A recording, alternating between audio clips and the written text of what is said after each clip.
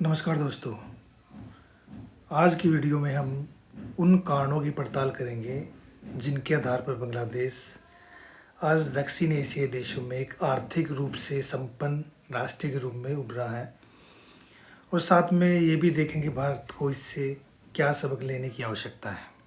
आज का बांग्लादेश कभी ब्रिटिश भारत का सबसे गरीब प्रांतों में से एक माना जाता था, और भारत के विभाजन के उपरांत यह पाकिस्तान के सबसे वंचित क्षेत्रों में से एक बना रहा।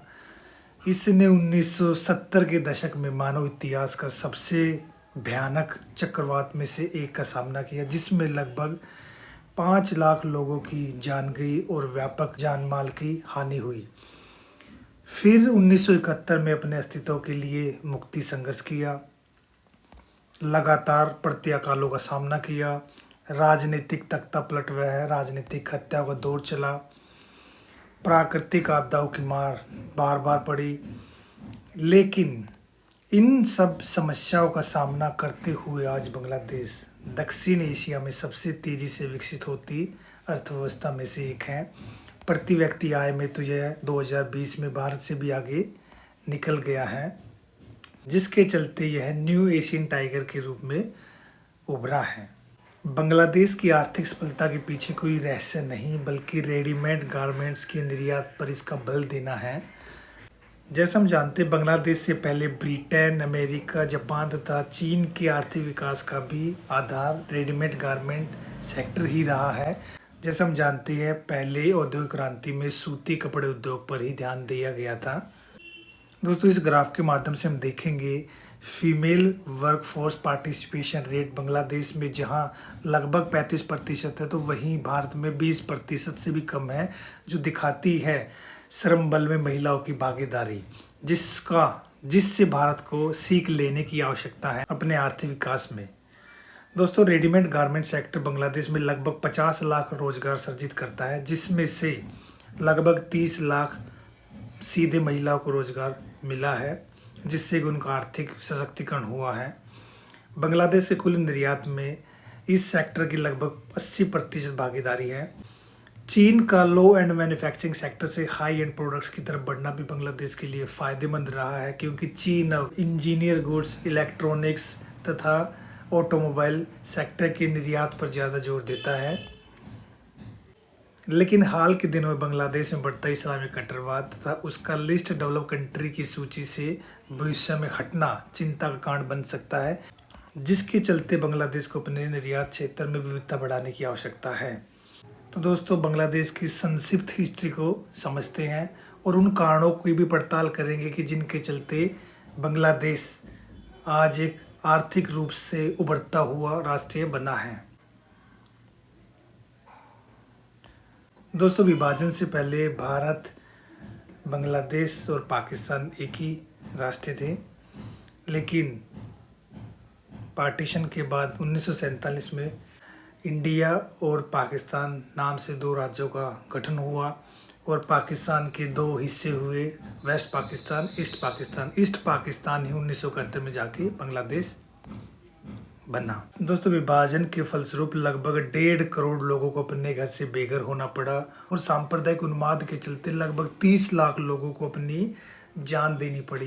दोस्तों, वेस्ट पाकिस्तान की उपेक्षा के चलते 1966 में ईस्ट पाकिस्तान ने 6 सूत्री मांगे रखी, जिनमें से बंगाल की आज़ादी प्रमुख थी, और साथ ही 1970 के भयानक चक्रवात से लगभग 5 लाख लोगों को अपनी जान देनी पड़ी।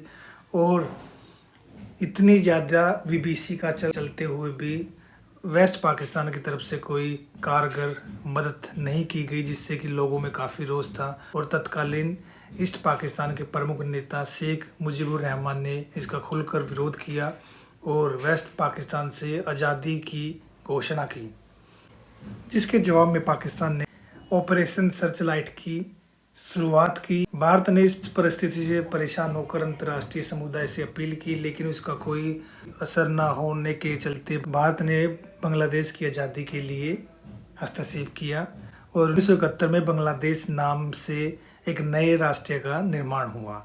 अपने स्वतंत्रता के पहले दिनों में बांग्लादेश को काफ़ी ज़्यादा समस्याओं का सामना करना पड़ा। बार बार अकाल, भूखमरी ने बांग्लादेश के लोगों की कमर तोड़ दी और कुछ ही दिनों बाद उनके प्रसिद्ध नेता शेख मुजीबुर रहमान की हत्या कर दी गई, जिससे कि उधर राजनीति में भय का माहौल निर्मित हुआ। दोस्तों 1980 के दशक में बांग्लादेश में शिक्षा में लड़कियों को प्रोत्साहन दिया गया, जिसके चलते बांग्लादेश में आज महिला साक्षरता दर लगभग 85% है, जबकि भारत में यह मात्र 70% ही है। जैसा कि हम पहले बता चुके हैं कि वुमेन वर्कफोर्स पार्टिसिपेशन रेट जहां बांग्लादेश में लगभग 35% है, तो वहीं भारत में 20% से भी कम है। ये कहीं ना कहीं साक्षरता दर से ही मुमकिन हो पाया है। साथ ही बांग्लादेश में एनजीओ द्वारा उल्लेखनीय कार्य किया गया, मुख्यतः स्वास्थ्य क्षेत्र में घर घर जाकर दवाइयों का वितरण किया गया, परिवार नियोजन के फायदे बताए गए, लोगों में जागरूकता बढ़ाई गई, जिससे जनसंख्या पर नियंत्रण स्थापित हो सका और वे TFR की प्राप्ति कर सके। साथ ही ग्रामीण बैंकों ने भी महिलाओं को सूक्ष्म वित्त प्रदान किया, जिससे कि उनकी आर्थिक स्थिति में काफ़ी सुधार हुआ।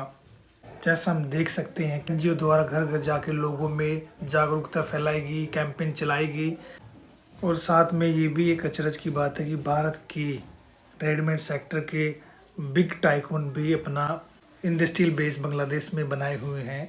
तो भारत को भी बांग्लादेश के इन कदमों से सीख लेनी चाहिए और रेडीमेड गारमेंट सेक्टर को प्रोत्साहन देना चाहिए। जैसा हम देख सकते हैं बड़ी बड़ी रेडीमेड गारमेंट्स मल्टीनेशनल कंपनियों के उत्पादों का निर्माण बांग्लादेश में किया जाता है, जो गर्व की बात है। अपने इन सब कदमों के चलते बांग्लादेश दक्षिणी एशियाई देशों में एशियन टाइगर इकोनॉमी के रूप में उभरा है। जैसे कि 1960 के दशक में एशिया में 4 देशों मुख्यतः Taiwan, south Korea, Singapore, Hong Kong Asian tiger economy के रूप में उभरे थे। उसी के नक्शे कदम पर आज बांग्लादेश चल रहा है, जिसकी दक्षिणी एशियाई देशों को सीख लेने की आवश्यकता है। और साथ ही दोस्तों शेख मुजीबुर रहमान की लड़की शेख हसीना ने भी बांग्लादेश में महिलाओं के सशक्तिकरण के लिए अनेक कार्यक्रम चलाए, जिसमें मुख्यतः लड़कियों की मुफ्त में शिक्षा, रोजगार में उनको प्रोत्साहन और सामाजिक सुरक्षा की और कार्यक्रम चलाई, जिससे कि बांग्लादेश में गरीबी का उन्मूलन हो पाया और अवसंरचना विकास पर इनके द्वारा उल्लेखनीय ध्यान दिया गया। लेकिन हाल ही में बढ़ता बांग्लादेश में इस्लामिक कट्टरवाद कहीं ना कहीं चिंता का सबब है, जिसका कि उन्हें दृढ़तापूर्वक सामना करना चाहिए। और बांग्लादेश में राणा प्लाजा की विभीषण घटना ने बांग्लादेश की निम्न स्तरीय वर्क कंडीशन को दिखा दिया गया, जिसमें लगभग 1000 लोगों की मौत हो गई थी, मृत्यु हुई थी। तो इसमें भी बांग्लादेश को सुधार करने की आवश्यकता है और अपने वर्क इन्वायरमेंट को, वर्किंग कंडीशन को बेहतर बनाने की ज़रूरत है, जिसका कि बांग्लादेश ने अनुसरण भी किया है। और हाल ही में निर्मित पद्मा ब्रिज भी बांग्लादेश की विकास यात्रा को आगे बढ़ाएगा, क्योंकि पद्मा ब्रिज बनने से बांग्लादेश के सभी प्रमुख क्षेत्र आपस में जुड़ाव कर पाएंगे, जिससे कि उत्पादों का आवागमन आसान होगा, वहनीय लागत पर लोगों को वस्तु मिल पाएंगी और इससे कहीं ना कहीं निर्यात को भी पुश मिलेगा, बल मिलेगा। तो दोस्तों आज हमने बांग्लादेश की विकास यात्रा का संक्षेप चित्रण और वर्णन किया है। तो आगे फिर किसी महत्वपूर्ण टॉपिक को लेकर मिलेंगे, तब तक के लिए नमस्कार।